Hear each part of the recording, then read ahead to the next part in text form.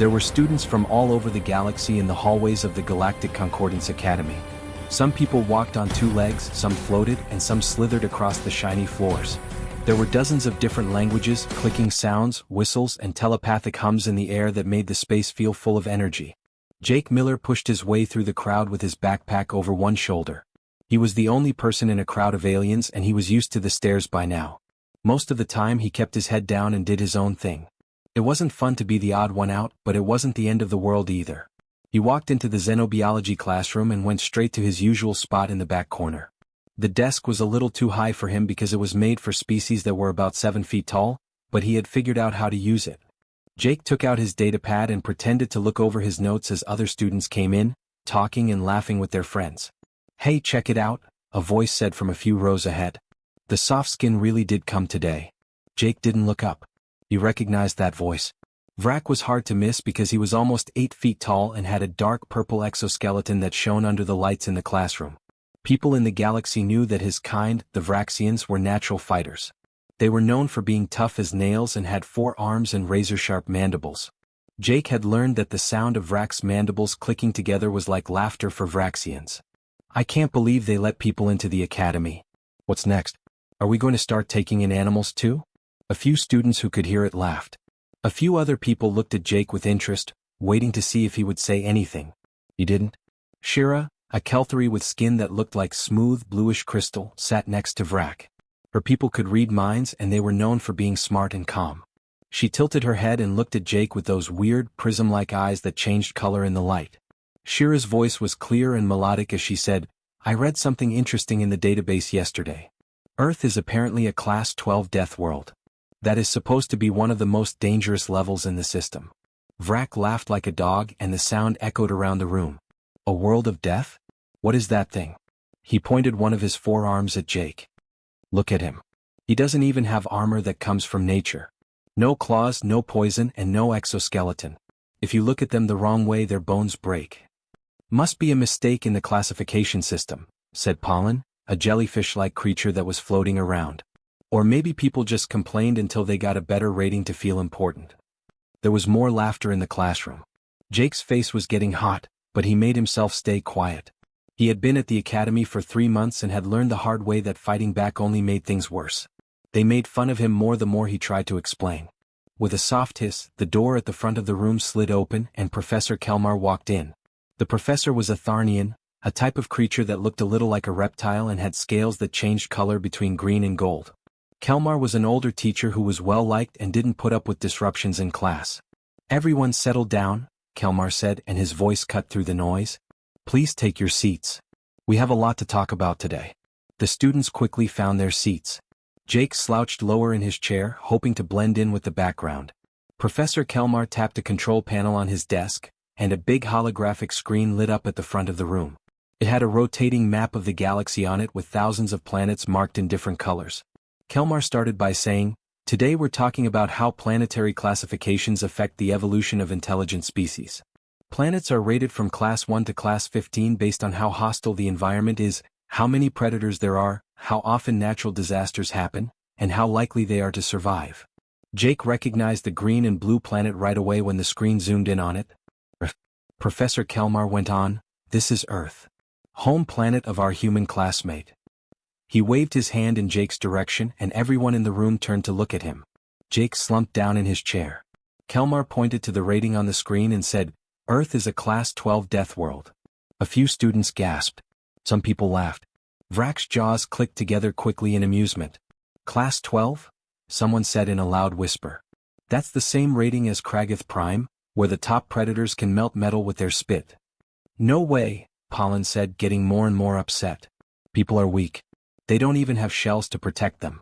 Professor Kelmar held up a hand to signal for silence. "The system of classification is honest.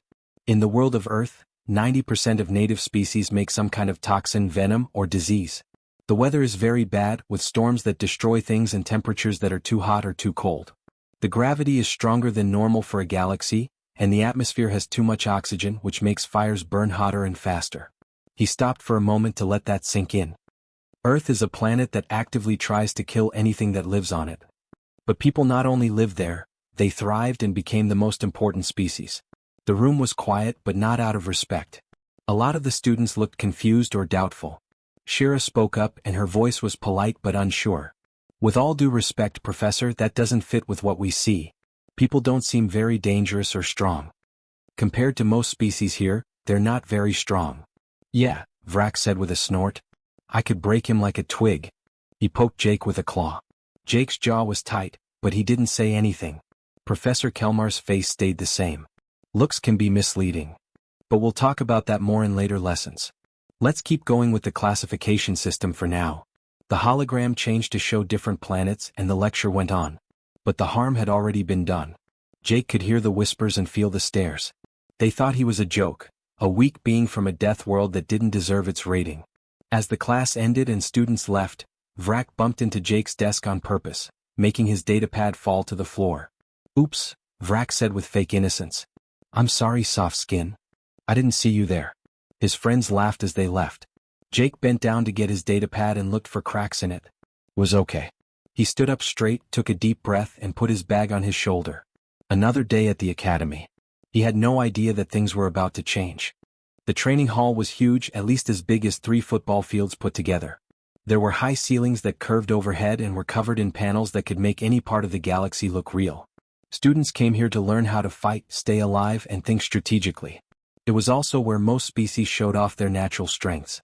Jake had been staying away from this place since he got to the academy. He liked the library or the quiet gardens outside of the main campus better. But today he made the mistake of going through the training hall on his way to the next class. Human. The voice was so loud that it echoed through the whole room and made Jake wince. He knew it right away. Vrak. Jake turned slowly to see the huge Vraxian walking toward him with all 4 arms outstretched in a way that was probably meant to scare him. It did work. A group of students was already gathering behind Vrak, sensing drama like sharks smell blood in water. Jake said, "Yeah," in a calm voice. His heart was already racing. This wasn't going to turn out well. Vrak's mandibles clicked together quickly, and his antennae were straight up, which are signs of excitement or aggression in his kind. I dare you to a battle simulation. Right here, right now. The crowd murmured with interest. More and more students were coming over, and some even skipped their own training sessions to see what was going on. Jake put his hands up. I don't think that's a good. What is the problem? Vrak cut in, his voice dripping with fake worry. Are you scared? I thought you were from a world of death. Or was Professor Kelmar wrong about that type of thing?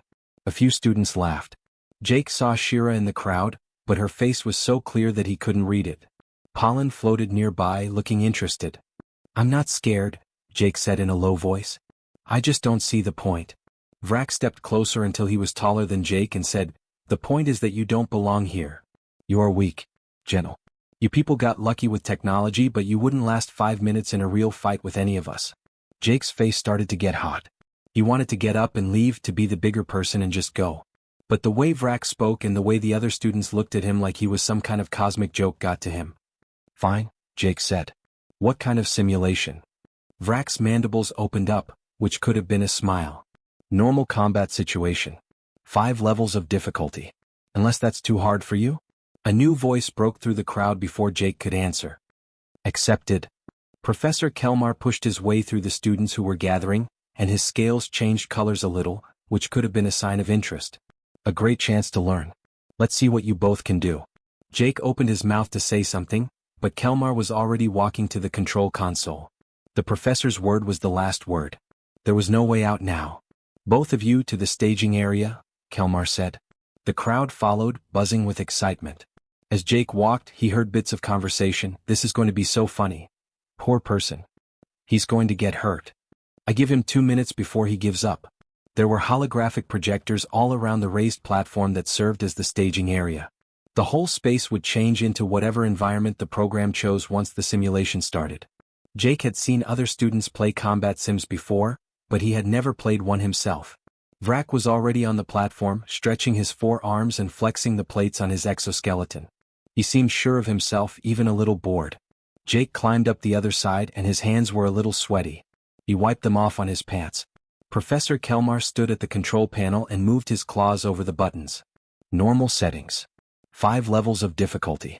Dangerous terrain, enemy soldiers, and environmental dangers. The goal is to get to the extraction point on the other side of the simulation zone. Time and efficiency are both important when it comes to scoring. He looked at each student. This isn't a race between us. You will each run the simulation on your own. Vrak, you go first. Vrak cracked all 16 of his knuckles. Watch and learn, human. There was a hum of energy when the simulation started.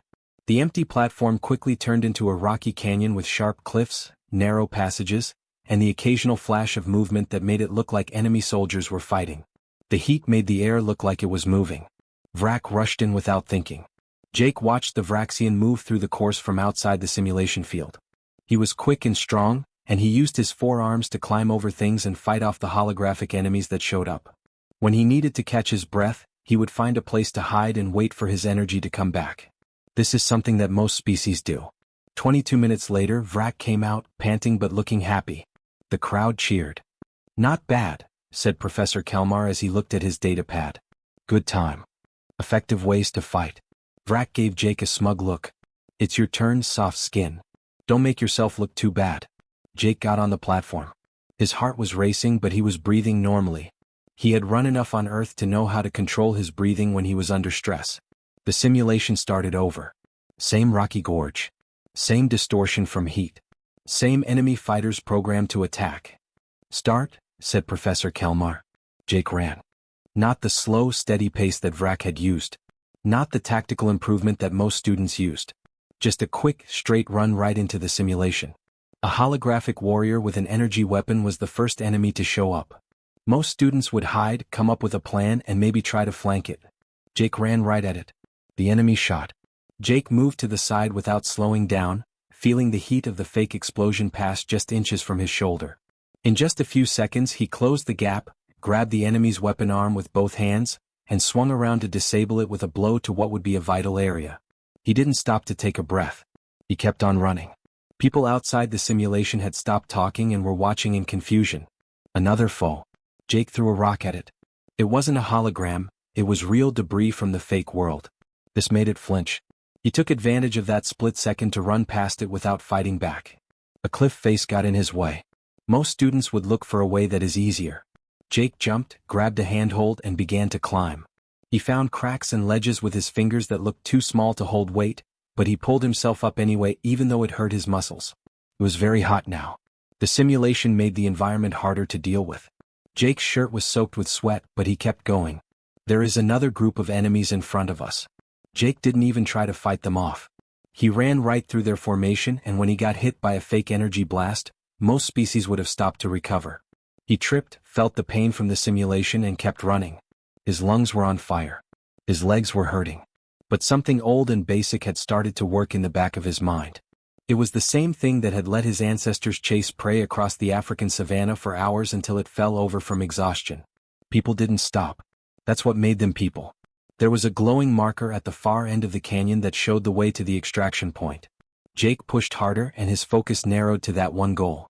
The simulation ended when he crossed the line. The holographic world faded away, leaving only the empty platform behind. Jake bent over with his hands on his knees and was breathing hard but not gasping. Sweat fell to the floor. There was no noise in the training hall. Professor Kelmar looked at his datapad for a long time before looking up at Jake with an expression that might have been surprise. 8 minutes and 17 seconds. The silence went on and on. Vrak's antennae were shaking, and his mandibles were slightly open. That's not possible. He kept going. Not even once. How? Jake stood up straight and wiped the sweat off his face. You wanted to see what I could do. But you got hurt, Shira said from the crowd, her voice shaky. The simulation showed that there were many hits. You should have needed time to heal. Jake shrugged his shoulders. Yeah, it hurt. But it wasn't that bad. A few students looked at each other in confusion. That level of pain tolerance wasn't normal. The endurance wasn't either. Or the total lack of tactical caution in favor of always moving forward. Vrak stepped back from Jake, and his exoskeleton plates moved as if he were nervous. You just got lucky. That's it. Good luck. But his antennae were still shaking and he wouldn't look Jake in the eye. Professor Kelmar turned off the simulation console and looked deep in thought. Class is over. Later we'll talk about this. The crowd slowly broke up, and the students whispered to each other and looked back at Jake with new doubt in their eyes. Jake picked up his bag and walked to the door, trying to ignore the stares. His legs hurt and he would definitely feel this tomorrow, but for the first time since he got to the academy he didn't feel so small. He heard Shira's voice behind him, soft and worried. That wasn't by chance. Shira was lying in her sleeping pod and looking up at the ceiling. The bioluminescent panels above her dimmed and brightened in a way that was supposed to help her sleep, but she couldn't. Every time she closed her eyes she saw Jake running through that simulation again. He didn't slow down or stop. He just kept going like a machine that didn't know what tiredness was. It didn't make any sense. The Kelthari, the species she belonged to, were known for being good at thinking. They were problem solvers, researchers, and scholars who couldn't stand not knowing the answers to mysteries. And Jake Miller was definitely a mystery. Shira gave up on sleep after 2 hours of tossing and turning. She got out of her pod and put on her academy robe. At this time of night, the dormitory halls were empty and quiet. Most of the students were asleep, and the few animals that were awake were in their own parts of the campus. She walked to the main library, where her footsteps barely made a sound on the smooth floors. The library never closed because knowledge was too important to be limited by something as random as time. There were a few students scattered among the endless rows of data terminals, but no one paid her any attention. Shira found a terminal in the back corner that was empty and sat down in the chair. For a moment, her fingers hesitated over the controls before she typed in her search term, Human Military History. The screen filled with results. Tons of records, files, videos, and documents. Shira's chest felt fluttery with worry. Of course, most species had some military history, but this was a lot. She started with the basics by opening an overview file. As she read, her eyes got bigger. People have been fighting each other for as long as we have records. Not just occasional fights or fights over land like most civilized species, but constant, never-ending war. For thousands of years. They had made weapons that could do a lot of damage, tactics that were very brutal, and a natural ability to plan and carry out violence. But that wasn't what made her hands shake. She clicked on a video file that said World War II historical combat footage. The blurry pictures showed soldiers in basic uniforms fighting in ways that made Shira's skin crawl. Very cold weather. Deserts that are on fire. Dense jungles. They fought in the rain, snow, mud, and heat that would have killed most animals in a few hours. And they kept on fighting. One video showed soldiers who had been awake for 3 days in a row still holding their ground. Another showed a person who had been shot, actually shot with a projectile weapon, and kept fighting for 20 more minutes before finally falling down. Shira whispered to herself, "This can't be normal." She kept looking and found videos of military training. People being pushed to their limits. Running for miles with heavy packs, going days without sleep, and going through pain that the training instructors purposely put them through to toughen them up. What was most disturbing was that these weren't even their best soldiers. This was just regular training. Shira opened a different file that was called Persistence Hunting, an ancient human survival technique. The video showed something that made her sick to her stomach. A person with only a spear chasing an animal across an open field. The animal was much, much faster. It ran away quickly, leaving the person far behind. But the person kept running. The chase lasted for hours.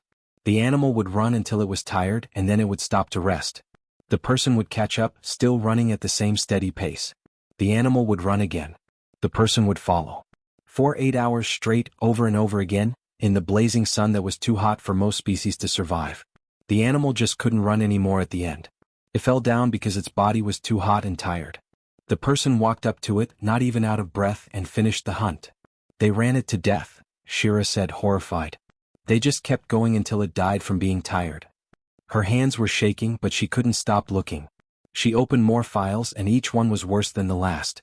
Videos of something called boxing, in which people hit each other in the head on purpose over and over again for fun. Footage of rock climbing, where people climbed up sheer cliffs hundreds of feet high without any safety gear, just their hands and feet and what seemed to be a complete lack of survival instinct. After that, she found the ultramarathons. People running 100 miles. Some races were 200 miles long. One crazy event had people running for 48 hours straight to see who could go the farthest before the time limit ran out. And they did it for fun. On purpose. They paid to hurt themselves like this. What kind of species does this for fun? Shira said under her breath. She was about to close the file when she saw another one that said Recent Conflicts Colony Defense Incidents. She clicked on it for some reason. The file opened to a report that was 15 years old. A small settlement of about 40 people on the edge of civilized space. Raiders, a group of different species looking for easy targets and resources, had attacked them. Shira got the video from the settlement's security cameras. The attack began at dawn. 200 well-armed and experienced raiders against 40 human colonists, most of whom were farmers and engineers. The result should have been clear. The raiders probably thought they could take the settlement in an hour or two. The raiders left after 72 hours. Shira's horror grew as she watched the video. The people weren't trained to fight. They didn't have the right weapons. But they fought like animals that were trapped. No, worse than animals. Animals knew when to stop. The people didn't. She saw them turn tools for farming into weapons. They dug traps in the middle of the night even though they were hurt, bleeding, and tired. They used the smoke to hide from the raiders when they tried to burn them out. The raiders cut off their water supply, but they kept fighting anyway, figuring out how to deal with being thirsty. 3 people died on the first day. The others kept fighting. The raiders had more people, better weapons, and more experience in battle. It didn't matter. Every time they thought they had the humans trapped, they would walk into another trap. Every time they killed a person, the others seemed to get angrier and more determined. Shira found a log entry from one of the raiders that had been translated. It was written on the 3rd day, "We lost 18 fighters. The people have lost 3. This doesn't add up. We shot their leader, a woman named Kelly something.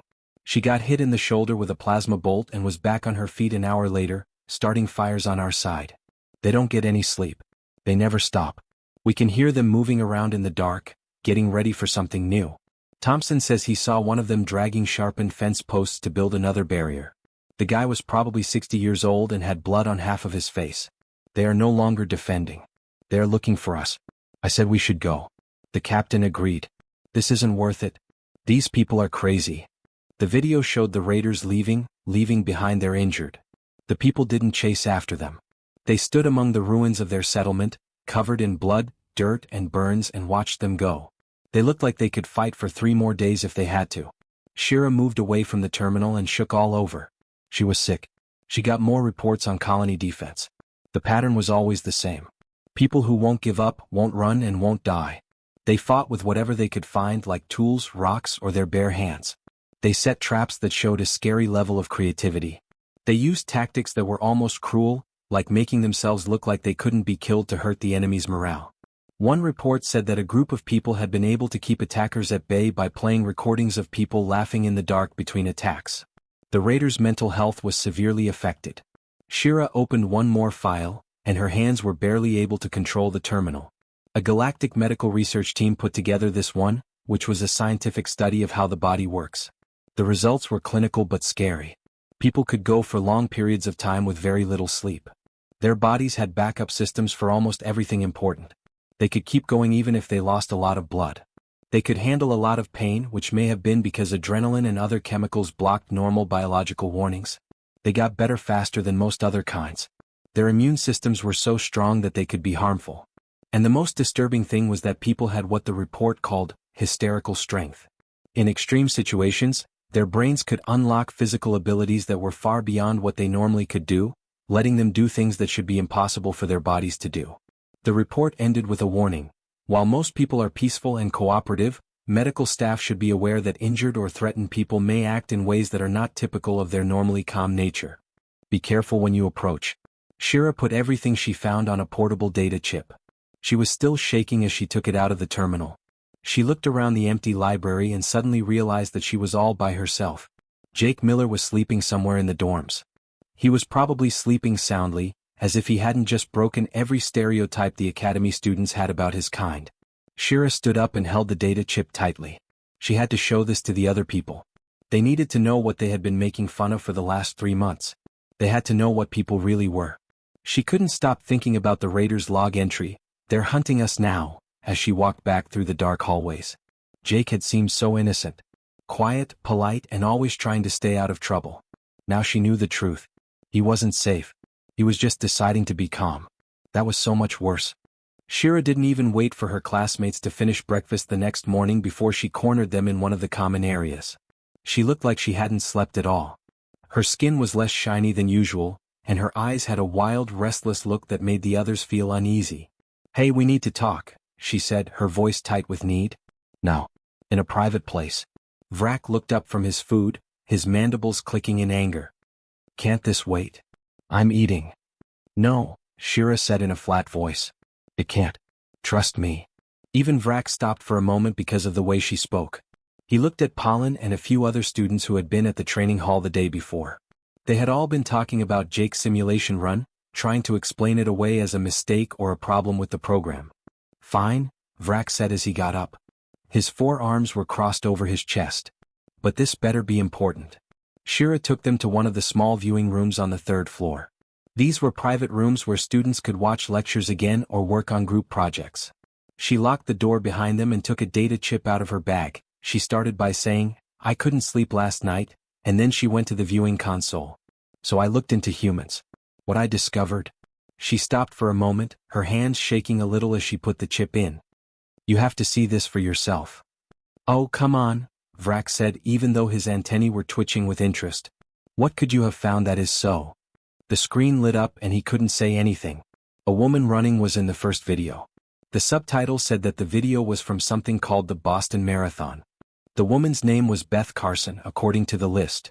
She was about halfway through the race when something went wrong. Her leg bent at an odd angle, and even through the video, it was clear that something was very hurt. Medical staff ran toward her and yelled at her to stop. Other runners slowed down and looked worried.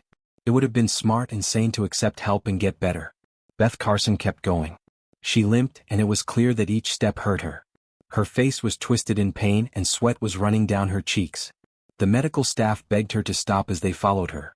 She didn't pay any attention to them. For another 3 miles, she hobbled along on what the medical report later said was a broken leg bone.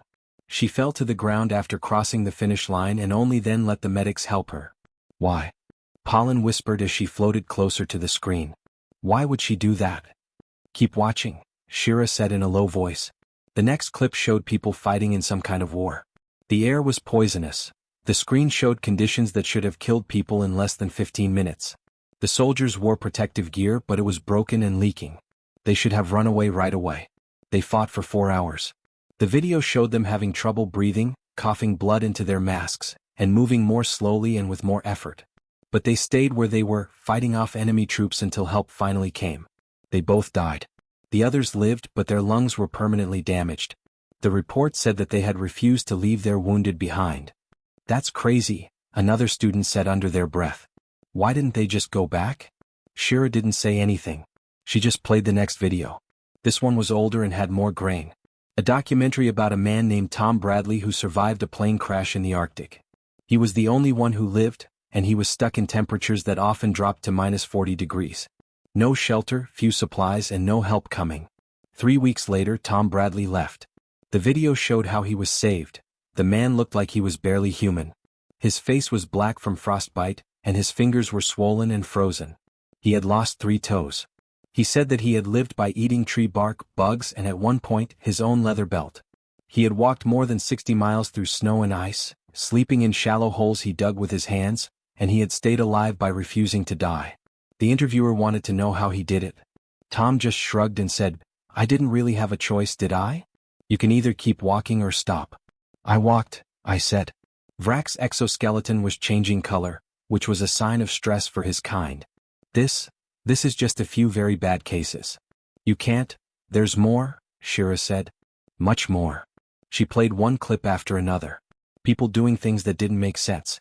People who tried to climb mountains died half the time, and the ones who made it to the top often had frostbite, lack of oxygen, and injuries that would put most animals in the hospital for months. They did it for fun. For the sake of the challenge. People fighting each other in something called mixed martial arts, until one of them couldn't go on. The injuries were terrible, broken bones, concussions, torn muscles, but they would heal and do it again a few months later. People climbed vertical rock faces hundreds of feet high with no ropes, no safety gear, and only their hands and feet. They were sure they wouldn't fall. A few of them fell. Those who lived often went back and tried again. "They're broken," Pollen said, sounding scared. "There is something wrong with their brains. They don't know what danger is." "They get it perfectly," Shira said. "They just don't care." Then she showed the video of the colony's defense. Everyone in the room was quiet as they watched the 3-day siege happen. There were 14 people fighting against 200 raiders. The odds were not in our favor. There should have been a massacre. Instead, they saw the raiders slowly go crazy. The people turned their farming tools into weapons. For example, they turned industrial cutting tools into swords, irrigation pipes into clubs, and fertilizer into bombs. They dug pit traps in the middle of gunfights and covered them with debris while people were shooting at them. Kelly Grant, one of the women in the security footage, got shot in the shoulder with a plasma gun, which should have knocked her out for days. She was up and walking again in less than an hour, and when she ran out of other options, she used her broken arm as a weapon. The video from the security camera showed her beating a robber with her own broken arm, with no expression on her face.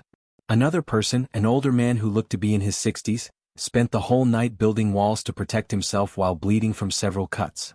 He worked with steady, methodical precision in the video, as if the pain didn't bother him at all. The people didn't sleep. Not for 3 days. They took turns resting for about 20 minutes at a time, but never longer.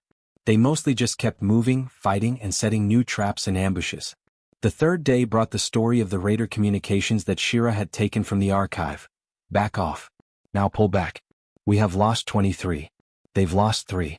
This doesn't add up. Our weapons are better. There are more of us. But they aren't going to stop. Jensen says he saw one of them, a teenager who was probably 16 years old, dragging a hurt raider into a pit trap while laughing. Laughing. What type of animal laughs while it fights? The captain wants to move on, but half of the crew is ready to mutiny. These people aren't colonists. I don't know what they are, but they aren't normal. We're going. The video ended with the raiders leaving and the humans just standing there watching them go. They didn't have a party. They didn't run after them. They were covered in blood, burns, and who knows what else as they stood in the ruins of their settlement. They looked like they could go on for 3 more days if they had to. There was no sound in the viewing room. Shira waited a moment before she spoke up in the quiet. I also found medical reports. The way the human body works is different. When they are stressed, their bodies make chemicals that block pain, boost strength, and sharpen focus. 4 days they can get by on very little sleep. They heal very quickly. They also have something called psychological resilience, which means they can handle trauma that would break most species' minds. She opened one more file, which was an analysis of evolution. Earth didn't just have predators, she said, her voice barely above a whisper. It had huge predators. Big cats with teeth that look like knives.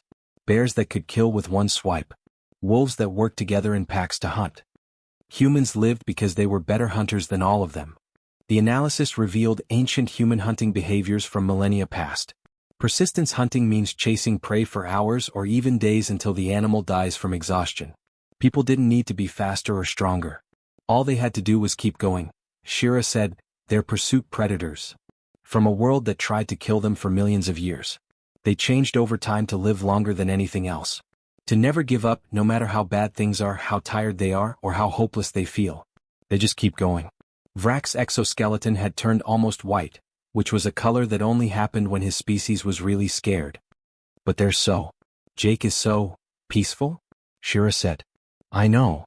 That's what makes it worse. Tala, a gentle herbivore species, spoke up in a shaky voice. Are you saying that people are dangerous? I'm saying, Shira said carefully, that humans are the top predator on a Class 12 death world. They might be the most dangerous kind of life in the galaxy. They choose to be peaceful, and they do. To be nice. To work together with everyone. She let that sink in. It's dawning on me that we've been making fun of them, Vrak said slowly. We've been treating them like they're weak. Pollen said, they are weak. Physically, I mean. No armor, no weapons. Shira said they don't need them. They're hunters of endurance. They last longer than you. They're smarter than you. They change more quickly than you can plan for. And if you hurt them, they'll just get back up and keep coming. She thought about Jake running that simulation nonstop even when he was hurt. Now think about what would happen if we ever made them mad, she said softly. That made the room quiet for a long time. The next morning, Jake was at his usual spot in the cafeteria, eating something that looked a little like oatmeal. The Academy's food synthesizers tried their best to meet the dietary needs of humans, but they didn't always work. He missed today, but he still ate it. A long time ago he learned not to be picky about food.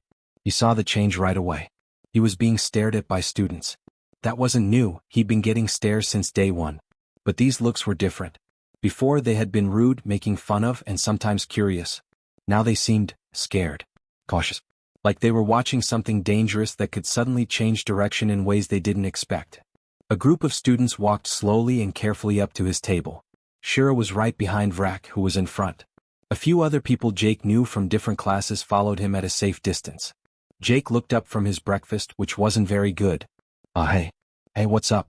Vrak came to a stop a few feet from the table. His forearms were hanging awkwardly at his sides, and his antennae were flat against his head. This was a submissive position that Jake had never seen him in before. Vrak started, "I need to say something," in a stiff, formal voice.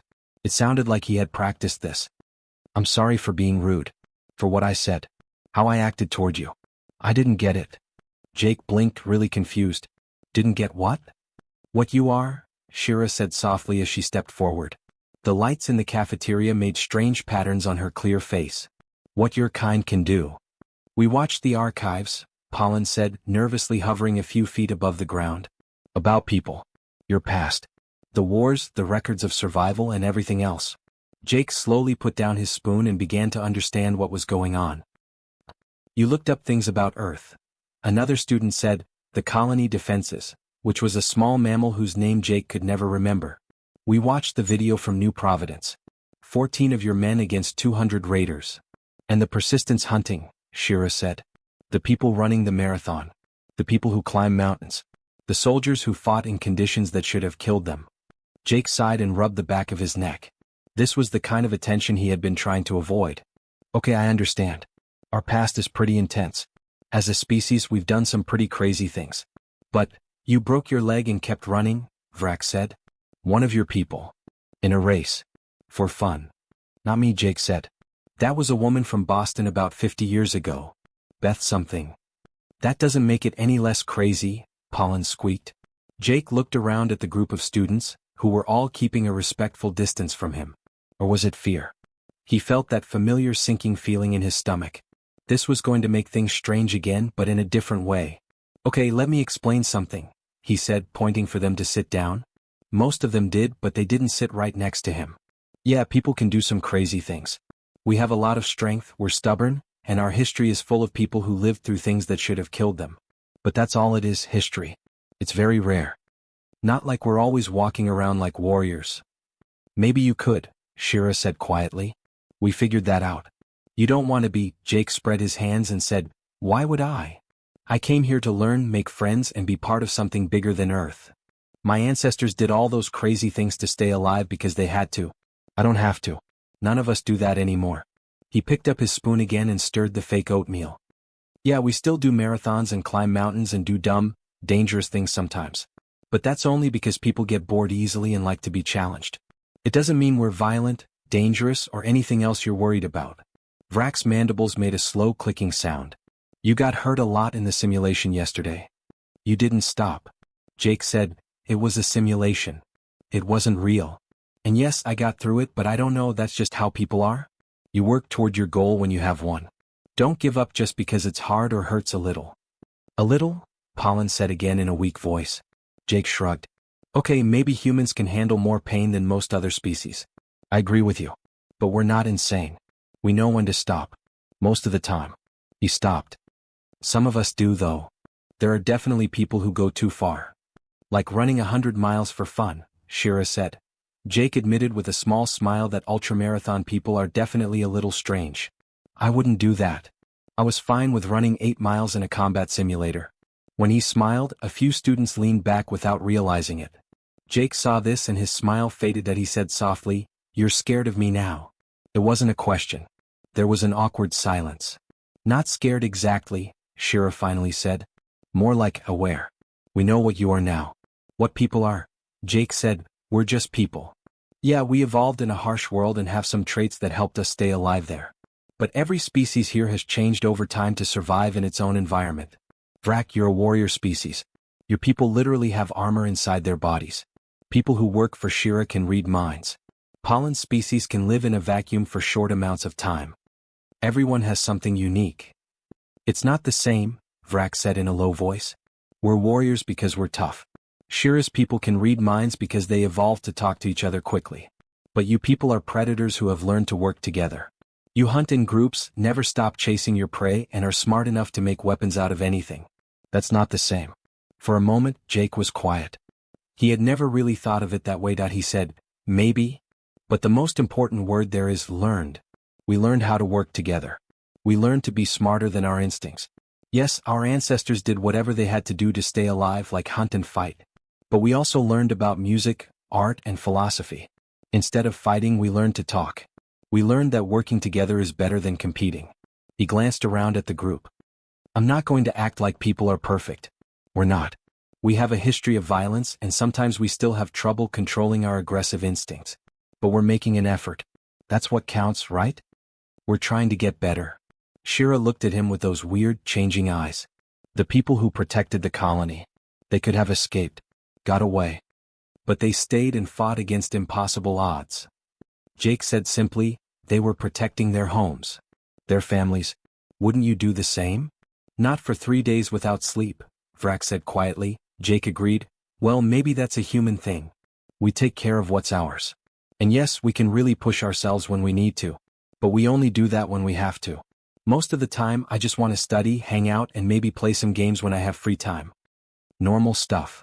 He chewed on the awful oatmeal again and made a face. I really wish the food synthesizers could learn how to make good coffee. That's the one thing I miss about being on Earth. A few of the students laughed nervously. The air started to feel a little less tense. So we're good? Jake asked, mostly looking at Vrak. Are there no more challenges to fight simulations? No more soft-skin comments?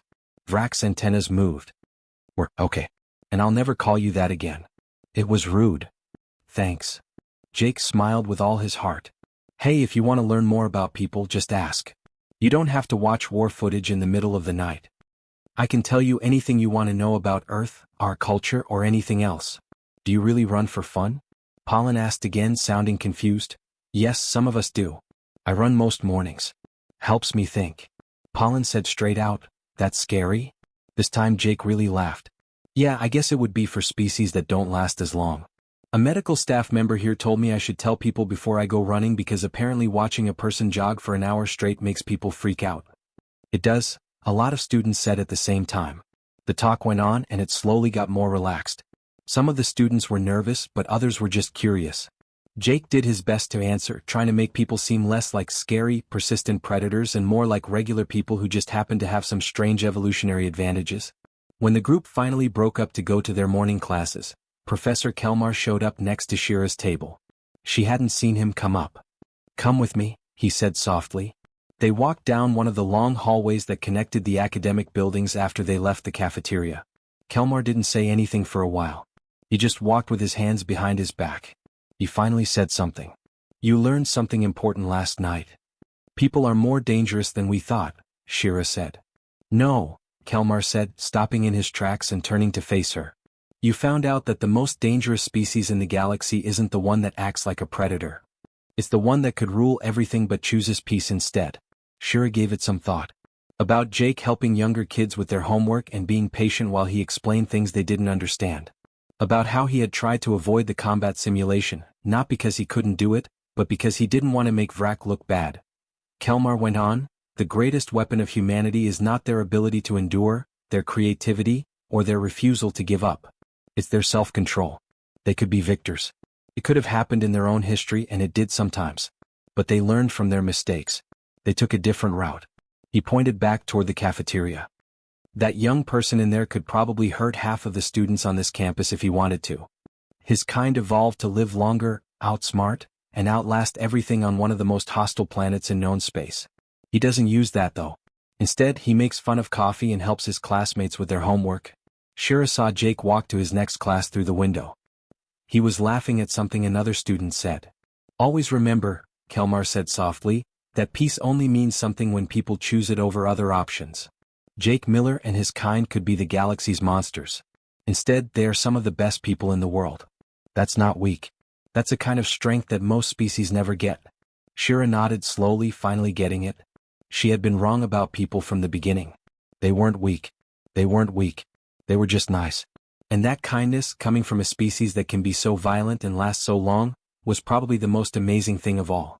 She made a mental note to talk to Jake more as she walked to her own class. Not as a subject of study or a curiosity but as a friend. Because that's what he had been trying to be all along.